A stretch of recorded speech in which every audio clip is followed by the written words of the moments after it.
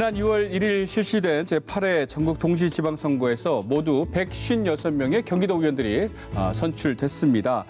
여당인 국민의힘과 야당인 더불어민주당이 78대 78로 구성되는 진풍경도 연출이 됐는데요. 사상 초유의 여야 동수로 개헌을 한 제11대 경기도의회가 앞으로 어떤 움직임을 보여줄지 저도 좀 기대가 큽니다.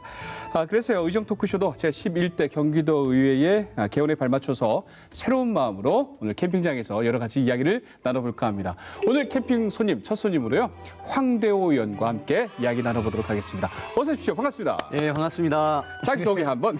예, 안녕하세요. 시청자 여러분. 저는 수원 3, 율전동, 구운동, 서둔동, 탑동, 이북동, 당수동을 지역구로 두고 있는 여러분의 큰 호랑이, 경기도의원 황대호입니다. 감사합니다. 매번 듣는 거지만 소개를 들을 때마다 네. 수원의 큰 호랭이. 네. 늦었지만 참 재선 축하드립니다. 아, 예, 감사합니다. 예. 추선 때는 약간 작은 호랑이였다면 진짜 이제 어유 큰 호랑이가 되셨어요. 주변에서 칭찬 어떻게 많이 받으셨어요? 사실 6.1 지방선거가 힘든 선거였습니다. 네. 그래도 정말 지역 주민께서 정말 많은 지지를 보내주셔서 다시 한번 도를 위해서 이제 일을 하라고 다시 부름을 해주셨었고 네. 이번 선거 과정이 더불어민주당 입장에서는 굉장히 따끔한 질책도 받고 심판도 받는 선거였기 때문에 네. 꼭 뭐 승리의 기쁨보다는 더 많이 좀 성찰하고 반성하고 혁신해야 되겠다 그런 회초리 많이 맞은 선거였다. 아이고 아프다. 네, 다니면서 그런 말씀 많이 들었어요. 회초리 많이 맞고 돌아오셨습니다. 네.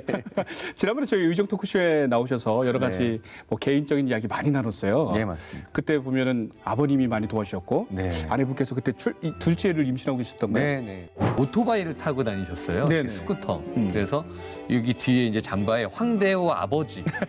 월급이 한 25만 원 정도 했었는데 이제 저도 마음에 드니까 큰맘 먹 비싼 횟집에 가서 횟집이요? 네, 그 월급의 반을 탕진하면서 이번에 선거도 조금 가족 응원도 좀 달라지셨을 것 같아요. 이제 첫째가 5살이고 둘째가 3살이 됐어요. 벌써요? 그래서 뭐 선거운동을 할 수 있는 연령의 나이는 아니지만 네네. 그냥 아빠 보고 싶으니까 나와서 따라와서 막 피켓도 들어보고 3살, 5살이. 예, 막 서로 막 인사도 해보고 그래서 주변 시민분들 지나가실 때 너무 귀엽다고. 네네. 그 뭐 아버지, 어머니, 아내야 뭐 두말할 것도 없이 네. 거의 모든 시간을 다 투자해서 네. 선거운동 저 때문에 고생 많이 했어요. 힘은 가족에서부터 나오네요. 그럼요. 어떻게 셋째 계획은? 네. 하늘이 정해주시면. 아유, 그렇죠. 예, 예. 자, 그래서 오늘은 또 어떤 이야기 나눠올까? 저 네. 궁금하게 한번, 저희가 그냥 바로 가죠. 자, 네. 자, 토크 키워드. 네. 3가지로 한번 주제를 정해봤는데, 네. 하나만 뽑아주십시오. 네. 네, 좋습니다. 짜잔. 양분입니다. 이 키워드 나올 줄 알았어요. 제가 뭐 오프닝에서도 살짝 이야기했지만은 경기도 의회가 이번에 딱 양분이 됐잖아요. 네. 78대 78. 네. 저도 깜짝 놀랐습니다. 어떻게 이런 일이 생기죠? 사상 초유의 네. 사태고요. 사실 경기도에서는 민주당이 여당입니다. 네, 이제 김은동현 도지사가 있기 때문에. 네네네. 근데 이 도민께서 78대 78 여야 동수를 만들어 주신 건 아마도 맨날 정치가 갈등과 분노와 대립 이런 거가 아니라 네. 정말 상생과 협치를 통해서 도민 민생 회복에 주력하라는 어떤 대한민국의 모델이 될 수 있는 협치 정치를 한번 경기도에서 해봐라. 이렇게 만들어 주신 결과 아닌가. 네. 그렇게 받아들이지만 참으로 좀 난감하고 괴로운 게 사실입니다. 의정 토크쇼 이렇게 솔직한 멘트 좋습니다. 처음에는 너무 네. 모험 정답을 말씀하셔가지고 네. 이게 참 어찌 보면은 골치 아픈 얘기거든요. 한쪽이 다수당이 돼야 네. 의장 선출도 좀 편해지고 네. 어떻게 보면 그런데 또 엄밀히 따지면 그만큼 도민들의 선택은 잘해라. 표를 그렇게 정확하게 양분을 해 주셨으리라 좀 생각이 드는데 한 달 넘게 원 구성을 하지 못해서 네. 개점 시험이 됐었어요. 사실은 6월 1일이면 7월 1일에 시작해야 되는데 7월이 거의 40여일 동안 그쵸. 군정이었고요. 예. 지금 이 녹화를 하는 전날 이제 맞아요. 의장 선출과 원구성을 완료했지만 네네. 참 도민들께는 세비 반납해라. 5분이라고 550만 원 받는 경기도에라는 여러 가지 볼멘 소리와 그렇군요. 또 성토, 네네. 또 질책도 따끔하게 받았습니다. 맞습니다. 그리고 또 그 사이에서 또 굉장히 불명예스럽게 네. 이 말씀 드리기 좀 그렇지만 또 술잔 투척이라는 뭐 이상한 얘기까지 나와가지고 네. 도민들이 화가 많이 나셨어요. 거기에 대해서 또 일단 좀, 뭐 그 정확히 말하면 술잔 투척 논란이고요. 논란이죠? 네, 그게 네. 뭐 술잔이나 어떤 게 상황이 정확히 발생됐는지는 당사자들 간에 아는 문제지만 그런 걸 떠나서 분명히 집행부와 여야정협의체가 민생회복을 위해서 풀어보자고 모인 자리에 네네. 그런 태도의 행동이 일어났다라는 건 여야를 떠나서 굉장히 유감이고 네네. 강력한 저는 책임 있는 어떤 입장 표명을 하기를 민주당도 네. 얘기를 했었었고요. 네. 근데 어쨌든 그게 또 전화위복이 돼서 또 지금 염태영 경제부지사 내정자께서 네네네. 굉장히 또 이런 의회주의자시고 또 여야에서 호감도가 높으세요. 이참에 전화위복의 기회를 삼아서 또 다시 한번 터닝 포인트가 되지 않을까 네. 생각합니다. 그런데 또 한편으로 김동연 경기도지사의 일정에 약간 좀 어려움이다 진짜. 안 그래? 좀 사실 그것도 반대할 거 아니에요. 네. 이게 어때요? 이게 좀 예. 근데 이제 그 경기도민 눈높이가 상당히 올라갔습니다. 네네네. 그러니까 명분 없이 그냥 반대를 위한 반대, 발목 잡기는요 심판받기 마련입니다. 그 피해는요 본인을 뽑아주신 지역구 주민에게 고스란히 돌아갑니다.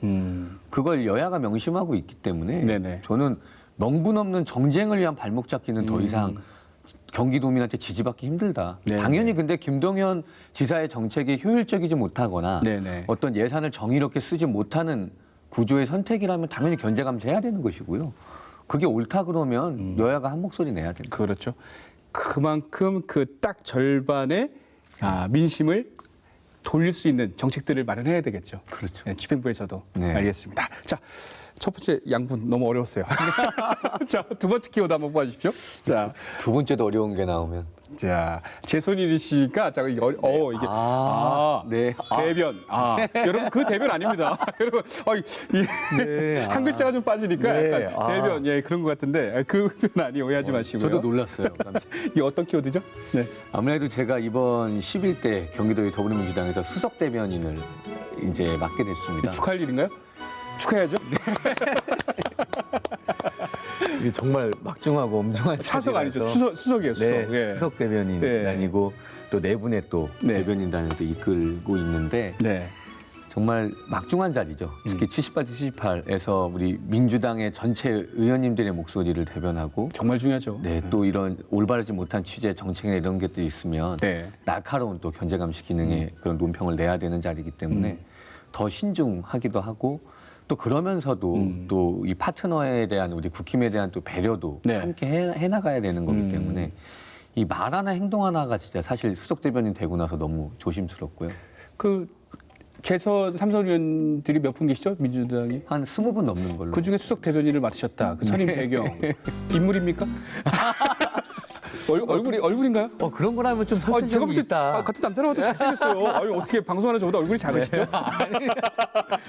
자찬이시고요. 네. 아마도 10대 때 제 장점 중에 하나가 소통이었습니다. 소통. 특히 각종 SNS, 뭐 네. 너튜브부터 해서 뭐 얼굴 나오는 책 이런 여러 가지 매체를 통해서 네. 적극적으로 소통을 했어요. 근데 우리 더불어민주당 11대 대표단 남종석 대표께서도 추구하시는 건 소통을 잘할 수 있는 사람을 아마 1번으로 보신 것 같고요. 그다음 2번으로 외모 정도를 보신 거 아닐까 조심스럽게. 인정할 건 인정하고 가야죠. 사실 잘생기셨어요. 훈남이시고 아니. 미남이시고 아까 얼굴 나오는 책 페이스북. 네. 저도 가끔 좋아요 눌러줍니다. 아, 네. 요즘 등장이 굉장히 많이 하시더라고요. 지금 막 뜹니다 막. 네. 왜냐하면 또 소통 창구를 알리는 역할을 해야 되는데 네. 수석 대변인에 대해서 괴로운 건 제 개인의 논평이나 개인의 감정대로 사실 말을 할 수 없다는 거. 이게 그렇죠. 공당의 수석 대변인이기 때문에 훨씬 더 자기 검열을 많이 할 수밖에 없는 그런 좀 안타까운 상황. 네. 어쨌든 참 막간 책임이 정말 네. 어려운 자리인데 한 가지 걱정은 새롭게 선임된 그 대변인단을 보면 황 의원님 외에 모두 네. 초선 의원으로 구성이 되어 있습니다. 네. 이끄셔야 돼요. 네. 부담감도 상당할 것 같은데 어떻습니까? 근데 그 네 분 다 예. 굉장한 역량이 있습니다. 우리 이채명 의원님은 안양 시의원 출신이고요. 네. 또 그 더불어민주당의 정책부위원장도 하셨고 네네. 전석훈 의원님은 언론인 또 출신이세요. 또 아나운서 출신이시기도 하고 언론 이런 지형에 밝으시고 또 장윤정 의원님도 사실은 우리 이제 MZ세대 위원장 또 하시면서 예. 우리 MZ세대를 대변할 또 차세대 주자시고요. 우리 정동혁 의원님도 더불어민주당 또 대변인, 경기도당 대변인을 또 하셨었어요. 네네네. 그렇기 때문에 초선이지만 굉장히 역량을 갖췄고 모든 연령대를 고르게 분포시켰습니다. 네. 그래서 모든 연령이 바라보고 있는 사회 문제들을 가장 잘 집어내서 네. 우리 언론과 소통할 적임자, 어벤져스를 제가 선정했습니다. 이야, 그렇습니다. 이렇게 그래서 이 대변인단이 중요한데 그 중에서도 우리 황교안 의원님은 수석 네. 대변인으로서 앞으로의 활약상 네. 기대해 보도록 하겠습니다. 네. 자, 이번에 세 번째 키워드 뽑아주십시오. 맞죠? 예. 예, 네. 이참 뭐예요 이게 세 번째 이 맞짱. 네. 아무래도 이제 여야가 동수고 네네네. 이제 여러 첨예하게 대립하는 사안들이 있었죠. 특히 원구성이 지연될 때에는 서로가 가분론박이 많았지만 저는 늘 주장하는 게 우리의 논리가 아니고 우리 도민들께서 이 모든 상황을 아실 수 있게 우리 공개적으로 토론하자. 그래서 사실은 원구성에 책임이 누가 있는지 또 어떤 주장을 하면서 원구성을 미루고 있는지에 대한 걸 도민께 공개 토론을 해서 검증받자. 그리고 도민의 알 권리도 당연히 충족해드려야 되고 그게 책임 정치를 구현하는 우리 의회의 의무이기도 하니까 공개 토론을 우리 그 지미현 수석 대변인께 제안을 했었어요. 네네. 물론 그 제안이 성사되지는 않았지만 아쉽네요. 네. 예, 지금이라도 좀 이렇게 어떤 현안 같은 것들이 앞으로 첨예하게 부딪힐 때는 도민께 알리고 도민의 명령을 받들어서 우리 한번 해보자. 그래서 조금 더 이런 것일 땐 공개적으로 우리가 소통하자. 이런 말씀 드립니다. 넥타이 다 풀고 오고 이렇게 막 팔 걷어붙이고 네. 얘기합시다 이러면서 탁탁 얘기하는 그런 소통의 창구가 필요하다. 그래서 맞짱이라는 키워드를 삼아봤습니다. 우리 키워드 양분의 대변의 맞짱에 다 이음절입니다. 네, 근데 너무 세요. 키워드가.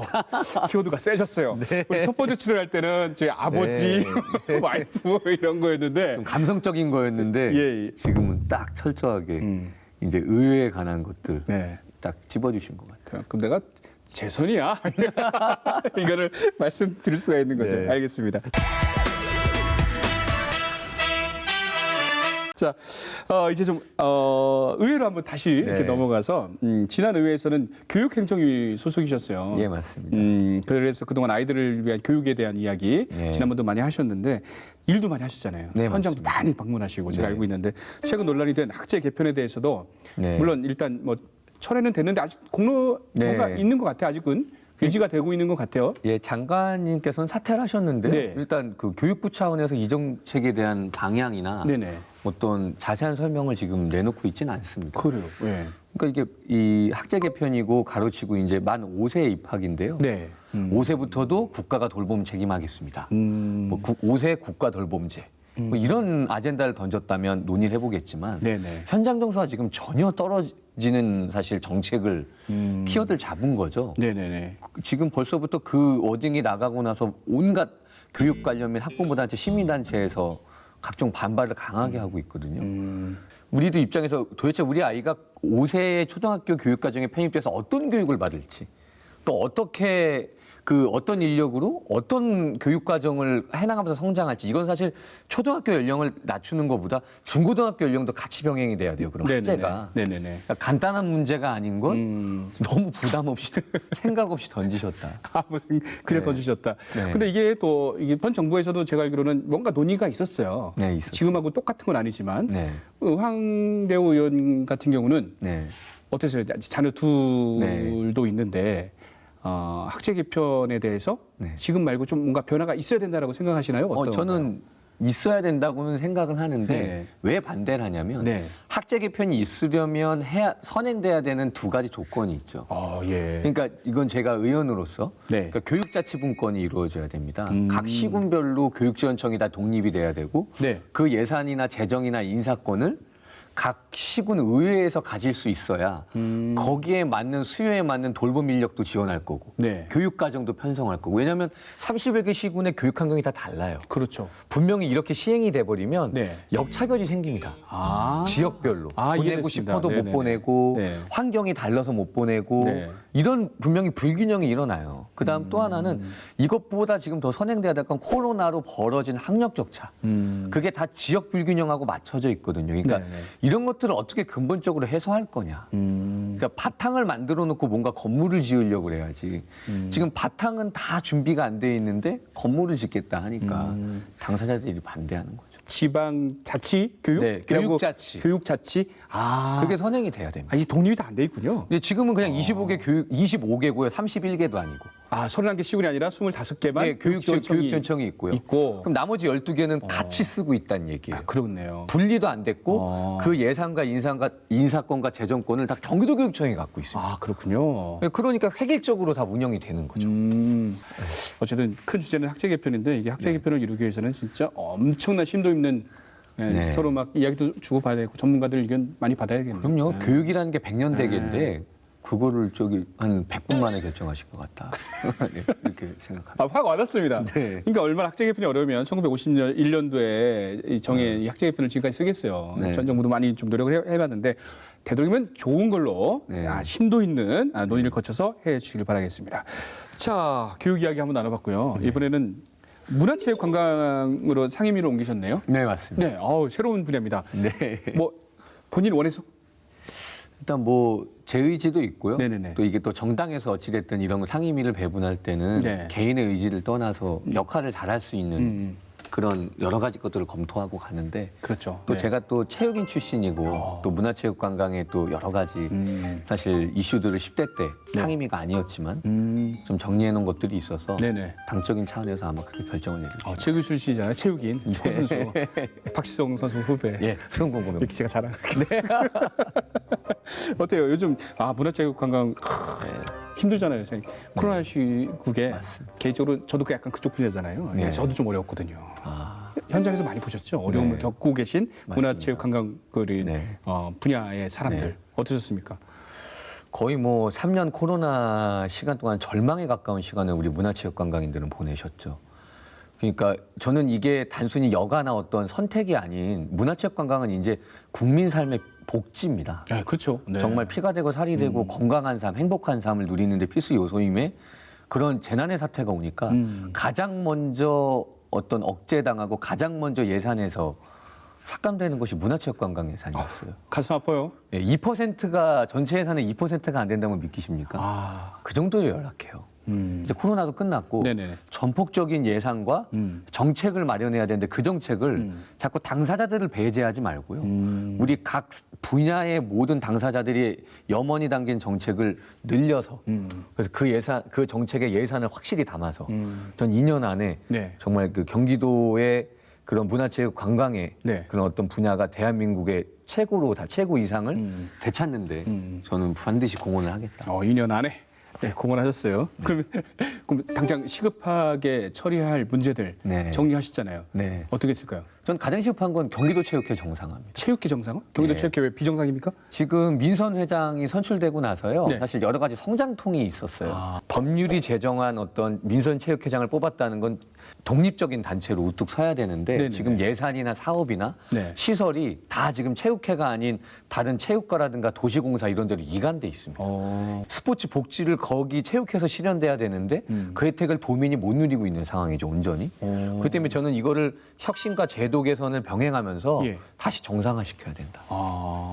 네, 그래서 좀 경기도 체육회 하면은 이게 일반 체육하고 LED 체육을 동시에 네. 관할하나요? 그럼요. 이제는 나눠지지 않습니다. 그러니까 일반 생활체육에서 조금 더 욕구가 있고 재능이 발현되는 분들이 이제 엘리트 체육으로 가는 거고. 네네네. 모든 즐기는 도민들께서 다 체육인이세요.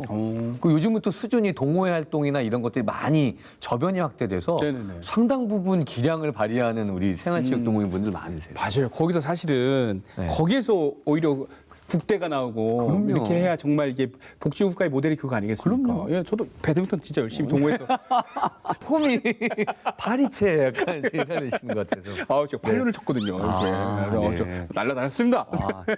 어쨌든 그때가 제일 행복했던 것 같아요. 운동 열심히 했을 때가. 네. 이 관할이 또 경기도 체육회에서 네. 그러니까 뭔가 좀 오히려 더 좀 정상적으로 독립성을 더 키워줘야 된다는 얘기인가요? 네. 쉽게 말하면? 네. 그러니까 그 체육회가 민선 회장을 뽑았습니다. 그렇죠. 옛날에 네. 도지사가 하는 게 아니라 그러면 그 체육회라는 법인 단체가 네네네. 정말 자생 수입도 서로 많이 하고 그렇죠, 그렇죠. 정말 우뚝 서서 도민의 스포츠 복지에 집중할 수 있는 그 조건을 만들어줘야 돼요. 아, 그렇군요. 알겠습니다. 체육인이시니까 앞으로도 경기도 체육 정상을 위해서 네. 눈 크게 뜨고 민선 회장님 잘하시는지 관리감도 잘하셔야겠네요. 그러면. 아, 그럼요. 견제감 씨도 잘하지만 네네네. 또 지원도 그에만큼 해야 된다. 스포츠 복지권은 뭡니까?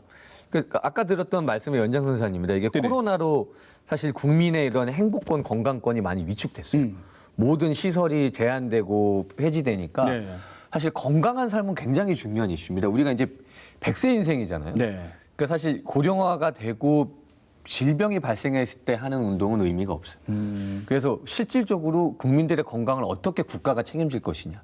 그러면 그런 환경과 시설, 인프라 이런 것들을 만들어줘야죠. 네네네. 저는 그래서 지역화폐 이런 여러 것들도 있는데 저는 지역의 모든 그 스포츠 산업 시설 종사자들과 같이 제휴해서 네. 스포츠 복지권을 발행하자. 복지권? 아. 네, 그러니까 일부분 자부담을 하고 예, 예. 일부분은 도에서 비용을 대주는 거예요. 그래서 일정 부분은 다 그걸 지역에서 쓰게 하고 또 공공체육시설을 더 활용하게 하고 네네네. 또 하나는 또 이 스포츠 웹을 만들자는 거예요. 공공체육시설. 네. 앱 하나에 딱 들어가면 31개 시군에 어떤 공공 스포츠 시설이 있는지 또 예약도 간단하게 할 수 있고 아, 그거 좋네요. 이런 것들을 만들어서 예. 조금 더 도민이 생활에서 멀리 있는 게 아니라 좀 생활에서 예약하고 생활에서 그 도의 기관들을 즐기실 네네. 수 있게 그렇게 좀 다가가보죠. 저도 지금 다시 한번 수영을 해볼까 하는데 어디로 갈까 막 고민하거든요. 근데 이렇게 모르시잖아요. 복지권이나 앱이나 네. 활성화되면 아, 우리 동네에 이게 있구나. 네, 맞습니다. 가격도 싸네. 50% 네. 시나 도에서 지원해 준다고? 네. 아, 이게 복지권이군요. 쉽게 생각하면. 야, 이거 좋습니다. 네, 스포츠 맞습니다. 복지권. 네. 근데 병원들이 싫어하겠다. 아픈 사람이 없어져가지고. 관광지 발굴 리모델링 사업. 네. 이것도 또 네, 맞습니다. 빨리 해야 이게 된다. 아. 아까 랜드마크죠. 이 경기도에 얼마나 많은 관광 산업들이 있습니까? 엄청나죠. 네. 근데 지금 코로나로 지금 많이 또 침체됐어요. 근데 저는 기존의 명소들도 있지만 좀 발굴을 하자. 명소로 만드는 작업들도 해야 된다. 그러니까 도시재생으로 부산 같은 데 가보면 도시를 참 그 낙후된 도시들을 잘 꾸며놔서 관광지가 된 사업 맞아요, 분야들이 많거든요. 네, 네. 저는 경기도도 한번 해보자. 와, 그것도 경기도 차원에서 다 관리 감독도 해주고 네. 지원도 해주고 네. 그러면 골목들이 또 살아날 수 있는. 네. 아, 맞아요. 그냥 도시 재생이라고 해서 막 다 때려부시고 아파트만 들어선다고 도시 재생이 아니잖아요. 네.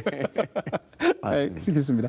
아, 오늘 교육 얘기, 뭐 네. 문화 관광 얘기, 심도 있는 이야기, 경기도에 싸우는 이야기 많이 나눠봤습니다. 솔직한 말씀 너무 감사하고요. 어쨌든 제 11대 의회에서도 네. 그 활약이 벌써부터 기대가 됩니다. 큰 아유. 호랭이. 자, 앞으로의 4년 어떤 정치를 선보이겠다. 어디 뭐 제 공식 슬로건 뭐 다 아시겠지만 이익 앞에 물러서고 책임 앞에 다가서자입니다. 아. 그러니까 우리 의회는 항상 도민이 주신 권한을 위임받아서 이 자리에 있다라는 걸 잊으면 안 됩니다. 모든 기준은 도민이고 민심이어야 됩니다. 당리 당략일 수 없고 진영 논리일 수 없습니다. 78대 78 여야 동수 상생하고 협치하라는 도민의 준엄한 명령입니다. 전 11대 4년 그것만 보고 가겠습니다. 이 불공정과 적폐, 부디로부터 도민을 지키는 수호신이 되는 마지막 큰 호랭이가 되겠다. 아. 그렇게 말씀드립니다. 아니 어디 원고 있어요? 아니 어디 누가 들고 있어요? 아니 이 어려운 말씀을 어떻게 이렇게 와 역시 수석 대변인 나오시구나.